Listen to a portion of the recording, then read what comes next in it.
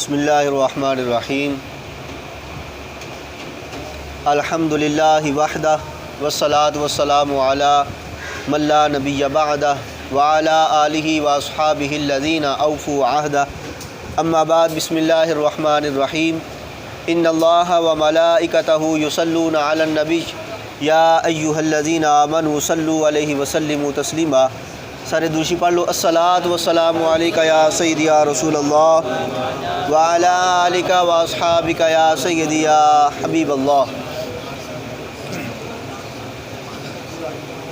عرش پہ تازہ چھیڑ چھاڑ، فرش پہ طرفہ دھوم دھام، کان جدھر ہی لگائیے اسی کی داستاں ہے۔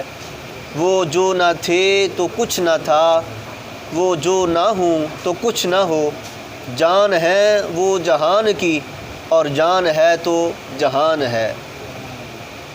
آج اگر ہم موجود ہیں، اگر ہمارا وجود ہے، تو یہ صرف صدقہ مصطفیٰ کریم علیہ السلام کا ہے۔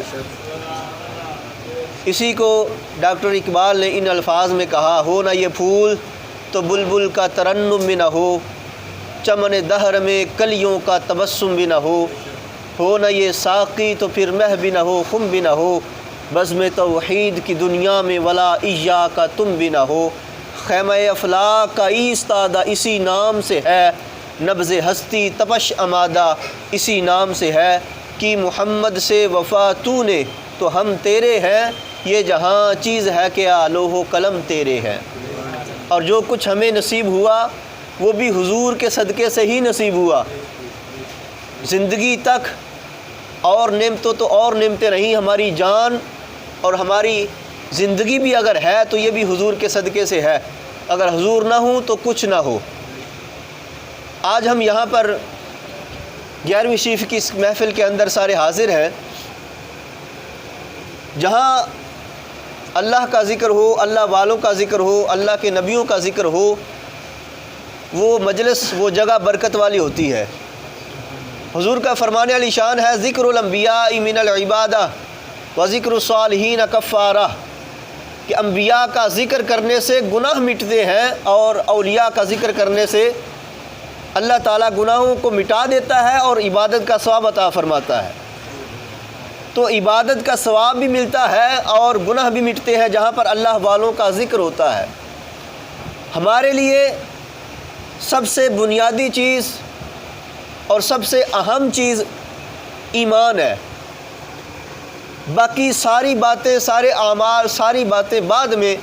سب سے ضروری اثاثہ، سب سے قیمتی شے مسلمان کے لیے، سب سے قیمتی شے صرف اس کا ایمان ہے۔ باقی مال و دولت، اولاد، بینک بیلنس یہ بعد کی بات ہے۔ سب سے بہترین اور عمدہ اور قیمتی چیز ایمان ہے۔ اگر ایمان کے ساتھ بندہ اس دنیا سے چلا جائے تو وہ کامیاب ہے، اور اگر ایمان کے ساتھ نہ جائے تو وہ بندہ ناکام ہے۔ اور ایمان کس چیز کا نام ہے؟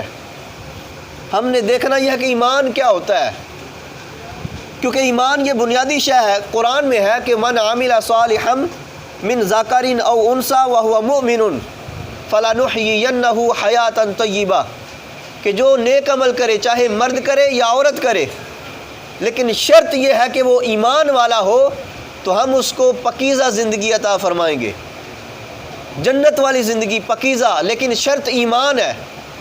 اور ایمان کس چیز کا نام ہے؟ قرآن دوسری جگہ فرمایا، لا تجد قوما یؤمنون باللہ والیوم الآخر یوادون من حاد اللہ ورسولہ ولو كانوا آباءهم او ابناءهم او اخوانهم او عشیرتهم اولئک کتب فی قلوبهم الایمان۔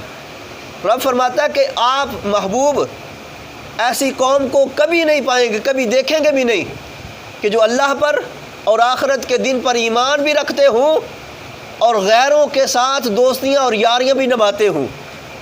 جو اللہ اور اس کے رسول کے دشمن ہیں، ان کے ساتھ کبھی بھی ان کا قلبی تعلق نہیں ہو سکتا، کبھی بھی محبت اور دوستانہ ان کے ساتھ نہیں ہو سکتی۔ جو اللہ اور اس کے رسول کے مخالف ہیں، اگرچہ وہ مخالف اس کا باپ ہی کیوں نہ ہو، اگرچہ مخالف اس کا بھائی ہی کیوں نہ ہو، اگرچہ وہ مخالف اس کا بیٹا ہی کیوں نہ ہو، سب سے قریبی رشتہ ہی کیوں نہ ہو، اگر وہ رسول اللہ کا مخالف ہے تو وہ کبھی بھی مومن کا یار نہیں ہو سکتا، اور مومن ہوتا ہی وہ ہے جو اللہ اور اس کے رسول کے دشمن کو دشمن سمجھے اور ان کے یاروں کو اپنا یار سمجھے۔ اب یہ آیت کریمہ کب نازل ہوئی، کس کے بارے میں نازل ہوئی؟ مفسرین لکھتے ہیں کہ یہ آیت مبارکہ حضرت ابو عبیدہ بن جراح رضی اللہ تعالی عنہ کے بارے میں نازل ہوئی ہے، کہ جنہوں نے بدر کے دن اپنے سگے باپ کا قتل کیا ہے، سگے باپ کو مارا، کیونکہ وہ دشمنوں کی پارٹی سے آیا تھا اور یہ رسول اللہ کی طرف سے تھے، نہیں دیکھا کہ باپ ہے۔ حضرت عمر فاروق رضی اللہ تعالی عنہ، آپ نے اپنے سگے ماموں عاص بن ہشام کا قتل کیا، واصل جہنم کیا، سگا ماموں ہے، لیکن مارا کیوں؟ کہ رسول اللہ کا دشمن ہے۔ اگر کوئی بھائی ہے تو بھائی کو قتل کرنے والے بھی غزوہ بدر کے اندر موجود ہیں، غزوہ احد کے اندر موجود ہیں، تمام مارکوں کے اندر اپنے رشتہ داروں کے ساتھ قتال کرنے والے صحابہ کرام موجود ہیں۔ کیوں؟ کون سی وجہ تھی کہ ان کا سر قلم کر رہے ہیں؟ حالانکہ بڑا قریبی رشتہ ہے۔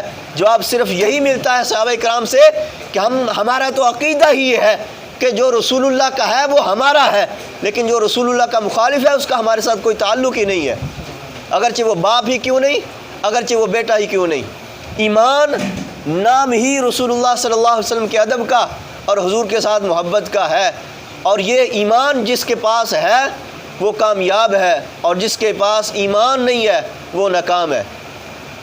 اور مومن کون ہوتا ہے؟ اس کی ڈیفینیشن اور تعریف قرآن بیان کرتا ہے، النبی اولا بالمؤمنین من انفسہم۔ مومن وہ ہوتا ہے جو نبی کو اپنی جان سے بھی زیادہ قریب مانے۔ النبی اولا بالمؤمنین، کیونکہ نبی مومنوں کی جانوں سے بھی بڑھ کر ان کے قریب رہتے ہیں، تو جو حضور کو جان سے بڑھ کر قریب مانے گا وہ مومن ہوگا، اور جو کہے گا نہیں جی نہیں، وہ کہاں ہیں ہم کہاں ہیں، ان کو ہمارا کیا پتہ، ان کو کیا خبر، اور اگر کوئی حضور کو جان سے قریب نہ مانے تو سمجھو وہ مومن نہیں ہے۔ بزرگ فرماتے ہیں، مثال دیتے ہیں کہ ایک بندہ ہے کہ اگر دیکھو کہ یہ سورج ہے آسمانوں پر چمک رہا ہوتا ہے تو کیا یہ دور ہے یا یہ قریب ہے؟ تو کچھ کہیں گے یہ دور ہے کیونکہ بہت دور نظر آتا ہے، لیکن بزرگ فرماتے ہیں یہ سورج قریب بھی ہے۔ یہ سمجھنے کی بات ہے، قریب بھی ہے اور دور بھی ہے۔ اب یہ کیسے ہو سکتا ہے؟ متضاد چیزیں کہ دور بھی ہو اور قریب بھی ہو، تو فرمایا ہو سکتا ہے زمین کے اوپر تم شیشہ بھی رکھ دو، آئینہ بھی رکھ دو، اور دوسری طرف تم پتھر بھی رکھ دو، پتھر کو دیکھو گے تو وہ سورج پتھر سے دور نظر آئے گا، لیکن اگر آئینے کو دیکھو گے وہ اس کے سینے کے اندر جھلک رہا ہوگا، چمک رہا ہوگا۔ تو فرمایا یہی مثال مومن کی ہے کہ مومن حضور کو جان سے قریب مانتا ہے، کیونکہ اس کا دل آئینہ ہوتا ہے، وہ تو سمجھتا ہے میرے سینے میں حضور اور میرے دل میں بستے ہیں، اور جو کہتا ہے کہ نہیں دور ہے تو وہ سمجھے کہ اپنا دل اس کا آئینہ نہیں ہے بلکہ اس کا دل پتھر کا ہے۔ اب اگر کوئی حضور کے قرب کا انکار کرے تو یہ مت سمجھنا اور اس کا ٹھیک ہے کرے پیا، تم کہہ دینا جی تم ٹھیک کہتے ہو، کیونکہ حضور کا فرمان بھی ہے اور قرآن کا فرمان بھی ہے، جو حضور کو قریب نہیں مانتا وہ حضور کے قرب کا انکار نہیں کرتا بلکہ وہ صرف انکار کرتا ہے تو اپنے ایمان کا انکار کر رہا ہے۔ لہٰذا ہمارے لیے بنیادی شے اور یہی ہمارا قیمتی اثاثہ اور سامان ہے کہ اس دنیا سے جائیں تو ایمان کو محفوظ کر کے جائیں۔ تو جو عقائد ہیں اللہ تعالیٰ سے دعا کریں اللہ تعالیٰ ہم سب کو عقائد اہل سنت، عقائد قرآن اور حدیث کے مطابق زندگی گزارے اور اس کے مطابق عمل کرنے کی ہم سب کو اللہ تعالیٰ توفیق نصیب فرمائے۔ آمین بجاہ النبی الکریم وآخر دعوانا ان الحمد للہ رب العالمین۔